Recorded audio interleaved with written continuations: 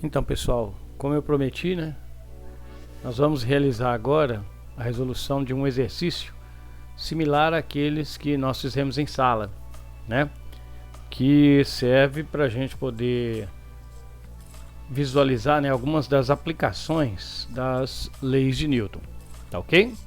Então veja só, no arranjo experimental da figura não há atrito algum e o fio tem massa desprezível. Adote g igual a 10 metros por segundo ao quadrado. Determine a aceleração do corpo A e a tração no fio. Bom, como a gente já viu, né, nós temos aqui o corpo A e aqui o corpo B.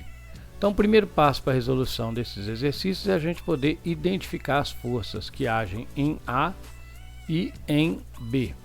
Reparem que o corpo B está suspenso por um fio.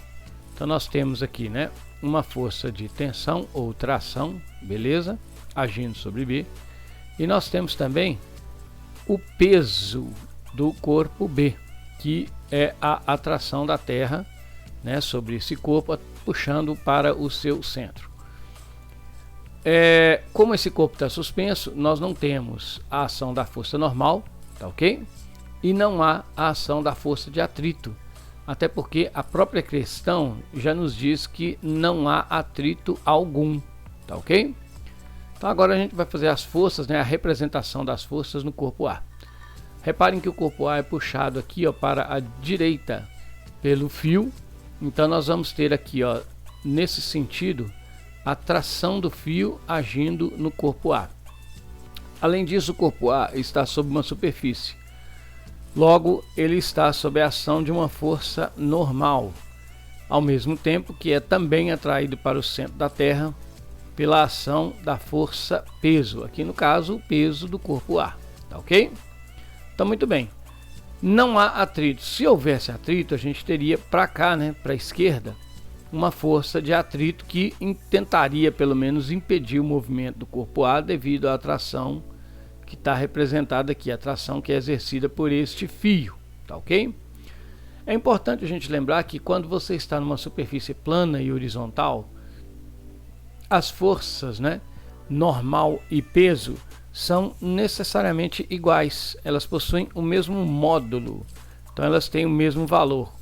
Consequentemente, essas duas forças, por terem também sentidos opostos, elas se anulam, tá ok?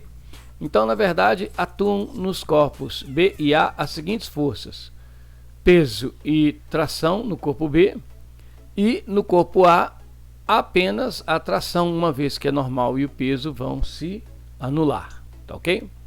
Bom, com base nisso, a gente vai, usando os vetores, nós vamos determinar quais são as forças resultantes que atuam em A e em B. É claro que nesse sistema, todo movimento vai ser provocado pelo corpo B, que é puxado para baixo. A tendência é que B caia, né? E aí, ao cair, ao descer, ele, devido à ação do fio, ele vai puxar o A para a direita. Então nós vamos ter, em termos de movimento, nós vamos ter o B descendo, ok? E o A andando para a direita. Então isso aqui, ó, está representando o movimento adquirido pelos corpos A e B. Bom, como o corpo B se move para baixo, isso significa que a força peso está superando a força de tração. Se fosse o contrário, se a força de tração superasse a força peso, o bloco B deveria ir para cima.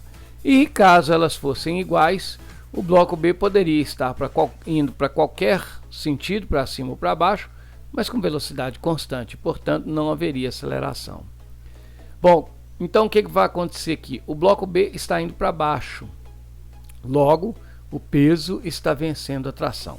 Isso significa que no bloco B vai existir uma força resultante, que é a diferença entre o peso de B e a tração que puxa o B em sentido contrário ao peso.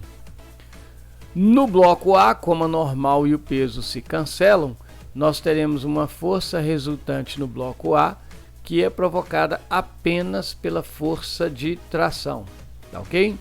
Uma vez que, como eu já disse, o peso de A e a normal se cancelam. Bom, uma vez que nós conseguimos aqui, ó, escrever as equações de força resultante usando os vetores que representam as forças que agem nos blocos, nós vamos pegar essas equações e vamos aplicar nelas a segunda lei de Newton. O que diz a segunda lei de Newton, né? A segunda lei de Newton nos diz que força resultante é igual a MA. Isso significa dizer que nessas duas expressões aqui de cima, onde aparecer força resultante, nós vamos substituir por MA. Então vejam que aqui nós temos força resultante de A e aqui nós temos força resultante de B. Então nós vamos tirar essa força resultante de A e a força resultante de B fora e vamos representar, nós vamos substituir isso por MA. Então vejam, na primeira expressão, como é que ela vai ficar? Nós vamos ter o seguinte, MA é igual a T. Reparem que isso aqui é a força resultante que age no bloco A. Consequentemente, isso aqui é a massa do bloco A. Nesta segunda expressão, nós vamos ter o seguinte, ó, que MA é igual ao peso de B menos o T.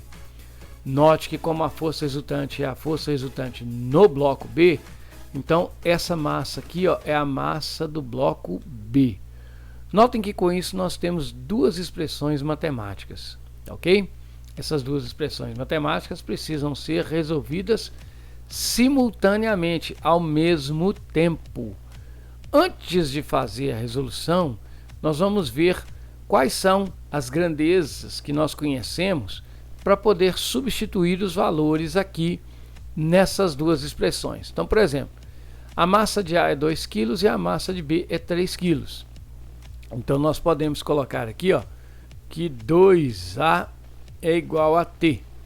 A tensão nós não sabemos, porque é uma das perguntas do exercício, e a aceleração também nós não sabemos, porque é a outra pergunta do exercício.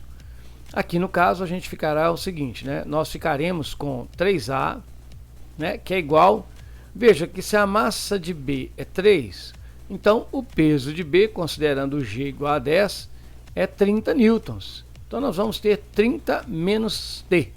Nós temos aqui mais uma vez duas equações matemáticas que serão resolvidas simultaneamente.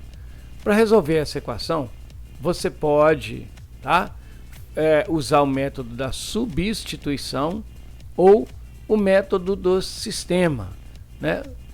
O método de sistema consiste em pegar essas duas expressões e adicioná-las, por exemplo.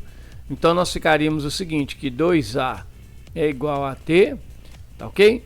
E vamos somar essa expressão com 3A, que é igual a 30 menos T. Nesse caso, se você somar 2A com 3A, nós vamos obter 5A. E aí o que a gente observa aqui? A gente observa o seguinte, né? Se você prestar bastante atenção, você vai ver que tem um T aqui em cima positivo e um T aqui embaixo negativo. Quando você soma dois números com sinais contrários e de mesmo valor, eles se cancelam, a soma deles dá zero. Então o T positivo é cancelado pelo T negativo. Consequentemente, desse lado da expressão sobra apenas o 30. 30 com nada é 30. Então nós chegamos aqui numa equação que a gente chama de função afim, né? Uma expressão de primeiro grau, uma função simples, né? Se 5A é igual a 30, o que nós vamos fazer? Esse 5 que está aqui multiplicando, nós vamos trazer para o lado de cá e ele vem então dividindo.